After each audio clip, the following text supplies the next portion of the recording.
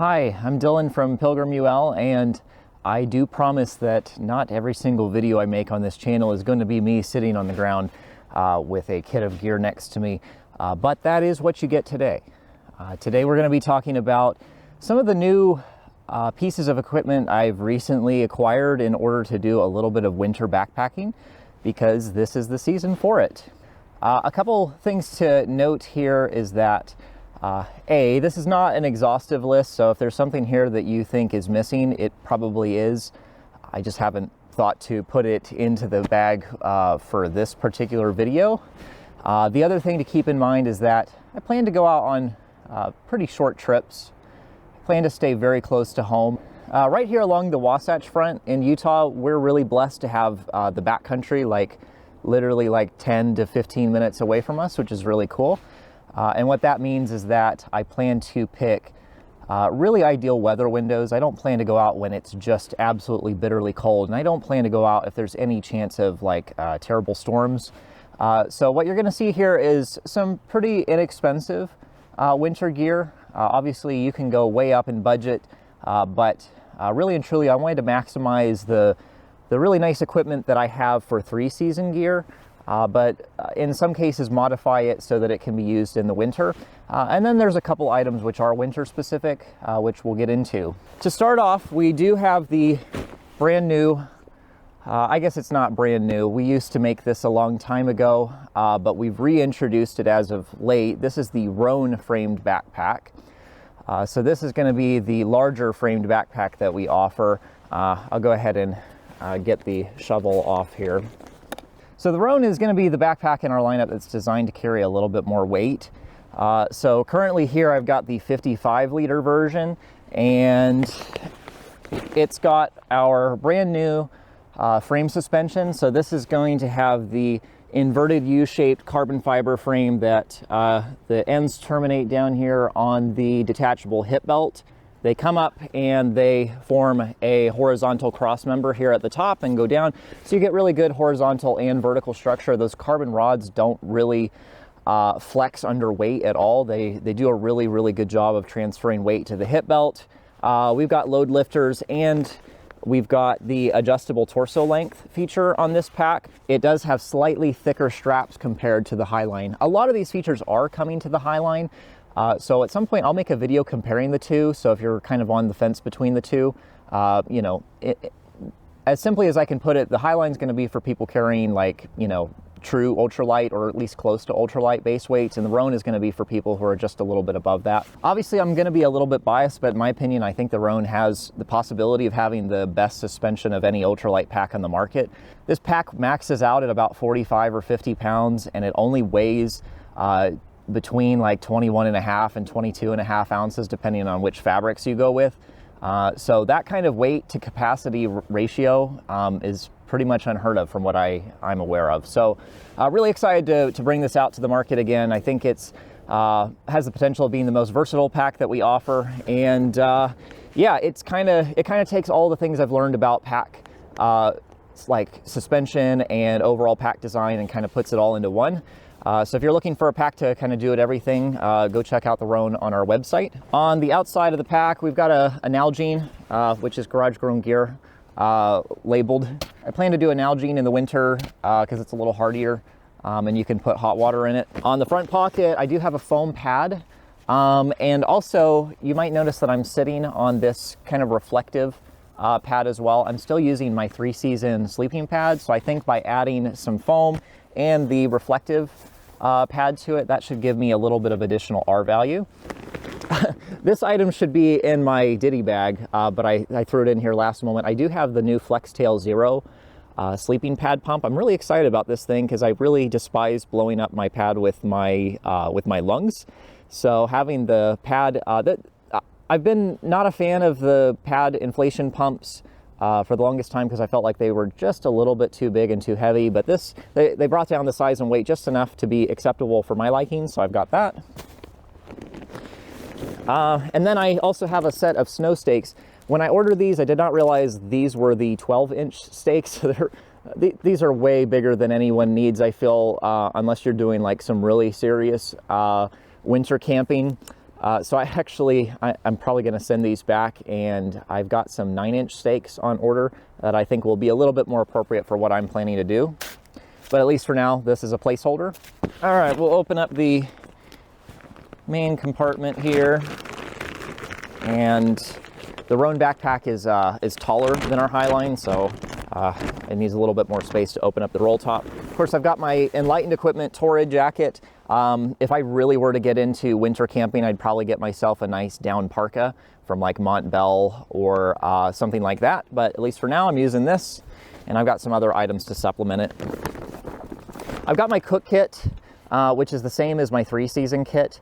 The one thing I'm not sure about is my Soto Amicus stove. I think it'll probably do okay if I'm not going out into really severe conditions, which I'm not planning to. But if I need to, I might look into a gas stove that you can invert the canister and has the little heating element. I might check out one of those, but at least for now, I'm going to try out the Amicus and see how it goes. Next, I've got my Diddy bag here. So we've got this. We've got these new Ultra Grid cinch bags that are, in my mind, sized appropriately for Diddy items. You could use them for, first aid or, bathroom kit, all sorts of stuff like that. But yeah, these are available on the website if you want to get one of these. Inside, I got my charging cables, headlamp.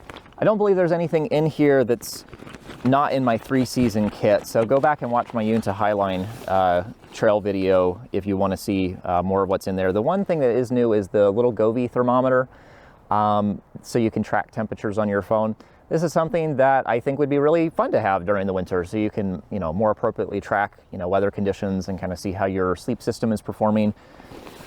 So that is that. Of course, some hot hands are going to come with me. I've got my fuel canister, and I finally found a canister that matches my color scheme of the rest of my gear, because that's important. Next, I've got a bag here with some additional like hat and glove items. So we'll go ahead and open it up. I do have some down booties. These are just inexpensive ones from China. Don't hate on me. I'm not big on winter camping. If I really get into it, then I'll definitely find a good cottage maker that makes something similar and buy those instead. But at least for now, while I'm kind of exploring, this is what I'm going to use. And I've got some down mittens as well. And then I've got like sort of my 3-season gear, my Buff, my Smart Wool, and my Appalachian Gear Co. alpaca wool fiber beanie is all in there. I've got the food bags. I came to find that the Locksack op sacks are not very durable, so we went out and found these 6 mil bags that are a little bit thicker, and they've got a really good seal on them, kind of as an alternative for odor resistance. Obviously, no bag is going to be perfectly 100% odor proof. That's just craziness to suspect that. But if you want to cut down on the odors a little bit and really serve as a nice barrier between food items in your bag and the rest of your gear to prevent that smell from being emitted, we now offer these on the website, and I've been really pleased with them thus far. They come in 12 by 15 or 13 by 18 at the moment. We might add some more sizes as time goes along, but really a big fan of these. Next is my Big Agnes Rapide SL sleeping pad. Once again, this is like 3-season gear, but I plan to bring other stuff to supplement it, so I think it'll work out. And of course, similar to some other items I have here, if I really get into winter camping, then I'll get a proper winter sleeping pad, but I think this will work well for the time being. Okay, and to supplement my my Torrid jacket, I have another little synthetic jacket from Decathlon. I don't know if they sell these anymore, but these are like 30 bucks.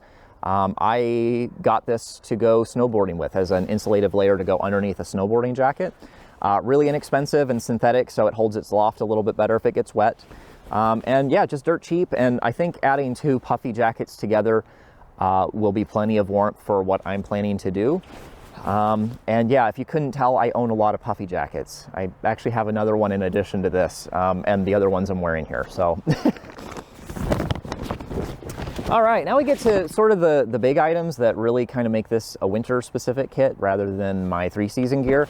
So here is my shelter, which is going to be the Nature Hike Cloud Up 1-person tent. So this is a semi-freestanding tent, and I'm going with this for the winter because, well, for one, it's partially freestanding, it's a little bit easier to set up on snow, and it actually has quite a bit of solid fabric.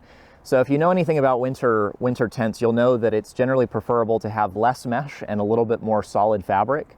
And this is a double wall tent, and the inner wall actually has a lot of solid fabric. So I think it'll do pretty well at retaining some heat. And honestly, for an inexpensive tent from China, I'm actually really impressed with the quality of this. My Life Outdoors, Steven, he did a test comparing a lot of tents in the wind, like he strapped tents to the top of his car, and the bigger brother to this, I think it was the Cloud Up 2, performed really well. So, you know, in the event that I'm out in some blusterier conditions, I actually think this tent might do all right, but we'll find out. If it doesn't work out well, then, you know, I guess I will be killed. I think we're down to the final item here. And that is going to be my sleep insulation. So inside here, well, you know what? I'll take it out. This is the Pilgrim Outdoors Thermodown 0 degree sleeping bag. And yeah, I'm definitely more of a quilt guy for 3-season use, but I feel like for winter, I'd rather not mess around with any potential for drafts. So this was a gift for my birthday from my lovely wife. So if you're watching, thank you, my love. And yeah, I'm really excited about this bag because it's comfort rated at 0 degrees, and I think that should be plenty for what I'm planning to do. And yeah, I mean, if I'm going out and it's less than 0, then I've really made a mistake. Yeah, it seems to be really high quality. It's only 3 pounds. And you know, you can get coupon codes on Pilgrim's website all the time. So I think you could probably pick it up for less than 180, 170 bucks most times, which for a true comfort rated 0 degree bag that weighs 3 pounds and is actually made of down, I think that's a pretty sweet deal. So, you know, once again, if I was super into winter camping, yeah, I'd probably get a 0 degree bag from like Feathered Friends or Western Mountaineering or something like that. But at least for now, this should do the trick. And it seems like a nice quality made item, and other than the weight of it, I really don't think I'm going to have any complaints with it. So for the most part, that should wrap up most of the gear item changes that I'll be making. I plan to get out and do some trips soon. The only problem is here in the Intermountain West, avalanche danger is pretty high, and it's been that way for quite a while now. So I'm planning to be very cautious and wait for a good time to go out. But anyway, stay tuned. I might make some videos of those specific trips I go out on, and would love it if you would subscribe, and be sure to go check out our website, pilgrimul.com. Once again, if you're looking for basically some of the lightest framed backpacks on the market, we've got them, and they're all handmade here in the state of Utah. And yeah, we appreciate you watching, and we'll see you next time.